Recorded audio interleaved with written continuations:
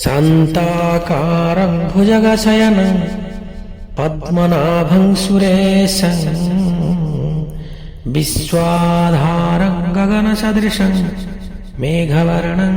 शुभांगं लक्ष्मीकान्तं कमलनयनं योगिर्विद्यानगम्यं वन्दे विष्णुभवभयहरं सर्वलोकैकनाथं यं ब्रह्मा वरुणेन्द्ररुद्रमरुतो स्तुन्वन्ते दिवैस्तवैर्वेदै साङ्गकर्मोपनिषदैर्गायन्ति यं सामगां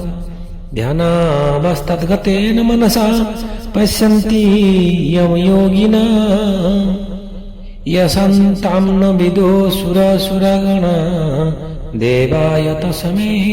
नमः।